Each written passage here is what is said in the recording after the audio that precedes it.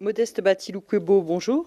Bonjour Sonia. Est-ce que 391 députés pour une nouvelle majorité, ça ne fait pas un peu trop? Non, mais c'est la réalité. Nous avons pris les précautions pour que chaque député, en s'engageant et en adhérant à l'Union sacrée de la nation, qu'il signe une fiche individuelle. Et donc, c'est au dépouillement de ces fiches que nous arrivons à ce nombre de 391. Pourtant, au sein du FCC, des personnalités comme Félix Kabange-Numbi disent que, par exemple, vous avez mis tous les noms de son regroupement, alors que plusieurs des députés, ou la moitié des députés, est encore avec lui. Ben, je crois que c'est à lui d'apporter la justification contraire. Moi, je reçois ceux qui engagent le regroupement et ils me transmettent la liste ainsi que les fiches. C'est vrai que dans certains regroupements comme le sien AAB, il peut y avoir 4 5 personnes qui n'ont pas accepté de venir à l'Union sacrée de la nation. Mais justement, le principe même des fiches individuelles, pourquoi on en est venu à ce système-là? Puisque certains reprochent à ce système d'être source d'un débauchage facile. Non, il y a deux modèles de fiches.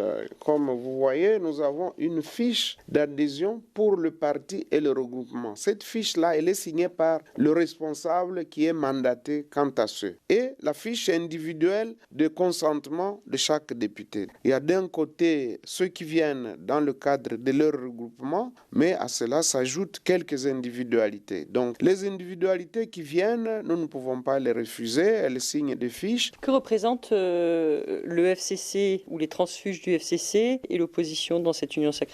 En termes de pourcentage, je peux dire que le 2 tiers viennent du FCC et le reste, ce sont les forces politiques autres que le FCC. Justement, vous faisiez partie de l'ancienne majorité. Comment vous expliquez que le FCC ait perdu le contrôle sur autant de députés? C'est justement le fait qu'on ne voulait pas écouter les gens. Les gens, à un moment donné, ils en avaient marre et ils ont dit non, non, nous ne pouvons pas continuer avec ce système. Nous avons choisi d'évoluer ensemble. Il y a une charte qui nous régit, mais on ne la respecte pas. Lorsqu'il s'agit du poids politique, on ne la respecte pas. Même du critère de solidarité, on ne le respecte pas. Lorsqu'il s'agit de consulter les gens avant de prendre une décision, on ne le fait pas. Il fallait s'attendre à ce qu'un jour ça barde. Et voilà, ce jour-là est arrivé. Parce que ça ne peut pas s'expliquer autrement. Lorsqu'on voit l'engouement avec lequel les gens viennent adhérer à l'Union sacrée de la nation, on peut considérer que c'est une sorte de libération. Donc les gens se sentent maintenant libres de pouvoir exprimer leurs ambitions.